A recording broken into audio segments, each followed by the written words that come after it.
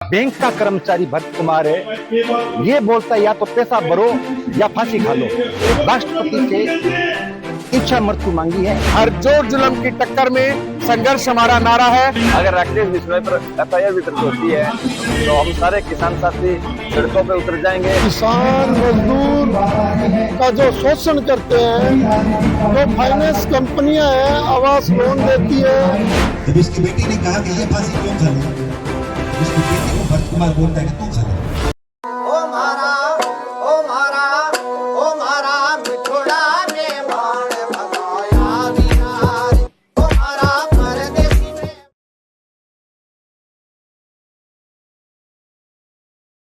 दोस्तों, सूरतगढ़ शहर में आज एक बहुत ही विचित्र स्थिति देखने को मिली, जहां पर एक गुट NBFC कर्मचारियों एवं अधिकारियों का पुलिस थाना सिटी के सामने अपनी मांगों को लेकर प्रदर्शन करा था। वहीं थोड़ी दूर पर SDM कार्यालय के सामने राकेश बिश्नोई जी एवं उनके समर्थक अपनी मांगों को लेकर अपनी बात रख रहे थे। हमने कल एक वीडियो बनाया था जिसके अंदर हमने NBFC कर्मचारियों का पक्ष सुनाया था, लेकिन हम पूरी तरह निष्पक्ष हैं, बागड़ी मीडिया पूरी तरह निष्पक्ष है, इसलिए हम ये दूसरा वीडियो बना रहे हैं जिसके अंदर हम राकेश बिश्नोई एवं उससे जुड़े समर्थकों का भी पक्ष रखने जा रहे हैं। तो इस वीडियो को पूरा देखिए, लाइक कीजिए, फॉलो कीजिए। धन्यवाद। थाने के आगे लोग जमा हो रहे हैं आपके खिलाफ, क्या कहना चाहोगे? ऐसा है कि ये प्राइवेट जो फाइनेंस कंपनियां हैं, मैं डॉक्यूमेंटली बात करूंगा कि जिले का कोई भी अधिकारी मेरे सामने बैठ के आवास फाइनेंस कंपनी के जो कागजात है वो चेक कर ले। यहाँ का जिला प्रशासन इस कंपनी को ताला लगाने का काम करेगी। एक आदमी ने 13 लाख रुपए का लोन लिया और जिसको 120 ईएमआई भरनी थी और आज 120 ईएमआई से बढ़ा के 232 ईएमआई इसकी कर दी।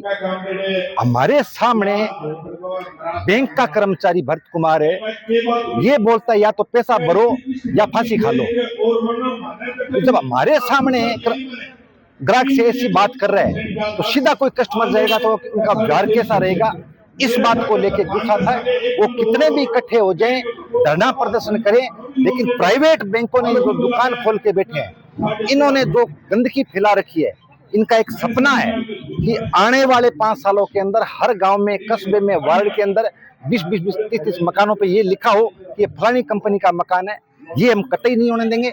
इन प्राइवेट चोरों के खिलाफ हमारी लड़ाई है और इस संघर्ष को तेज करेंगे। सर, अब आप उन जो दूसरा संगठन आपके खिलाफ हो गया, आपकी क्या मांग है? मतलब आप क्या चाहते हो?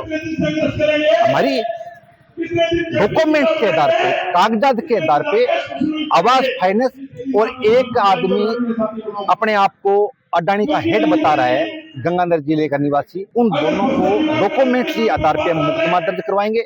और इस कलवा जो परिवार है, इसने राष्ट्रपति से इच्छा मृत्यु मांगी है कि हम इतने पैसे नहीं भर सकते। आज 13 लाख का 46 लाख रुपए वो भरवाना चाहते हैं। इस परिवार ने इच्छा मृत्यु की गुजारिश की है राष्ट्रपति से। इस मामले में भी प्रशासन से मिलेंगे। न केवल सूरतगढ़ क्षेत्र अपितु पूरे भारत के अंदर बैंक के नाम पर ठगी की दुकानें खुली हुई है और ये ठगी की दुकानें भोले वाले किसानों को लूटने का काम करती है। इन्होंने हजारों किसानों को न केवल बर्बाद किया है, बल्कि इन ठगी की कंपनियों की वजह से कई किसानों को आत्महत्या तक करनी पड़ी है। हमारे किसान साथी राकेश बिश्नोई और हम सभी लोग मिलकर किसानों की आवाज को समय समय पर बीमा कंपनियों के खिलाफ, इन ठगी के बैंकों के खिलाफ उठाने का काम करते हैं। और इसी मामले में एक बैंक के अंदर हमारे साथी गए थे, जहां पर कर्मचारियों ने बड़ी अभद्रता के साथ हमारे साथी के साथ व्यवहार किया और तमाम वो बातें जो गलत थी वो नहीं मानी। उसके बाद में उन्होंने हमारे साथी को दबाने के लिए यहाँ ज्ञापन दिया।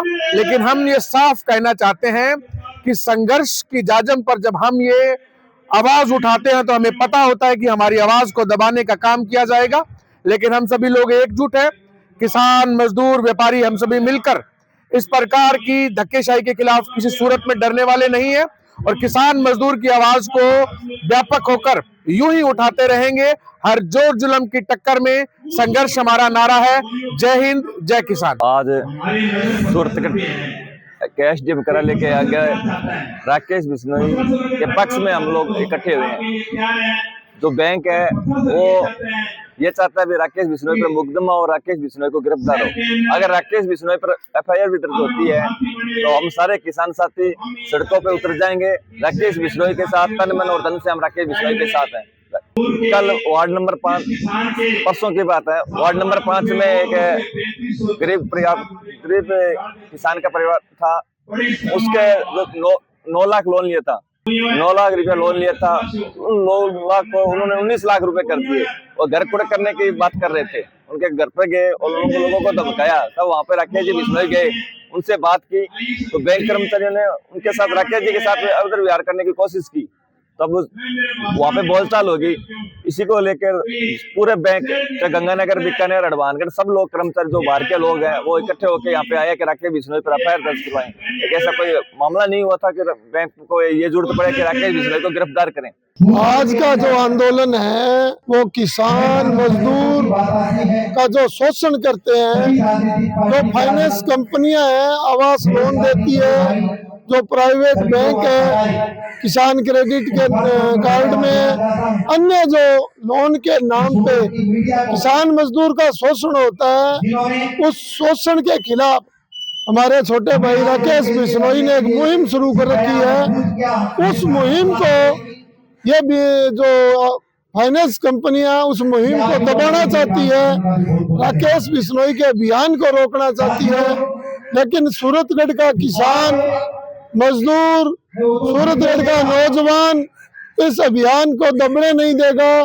सारे के सारे जो यहाँ के किसान नौजवान है वो राकेश बिश्नोई के साथ है और किसानों का जो शोषण हो रहा है उस शोषण के खिलाफ ये संघर्ष और बड़ा रूप लेगा।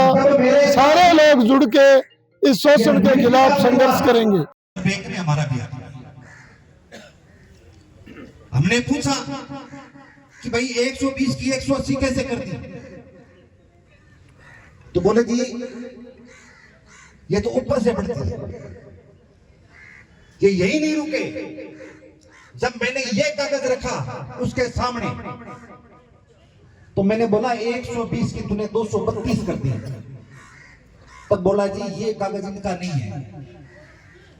बैंक वाले देखो सूरतगढ़ का एड्रेस चेंज करके और इस कागज पे लिख दिया कि ये निवासी पीलीभीत है।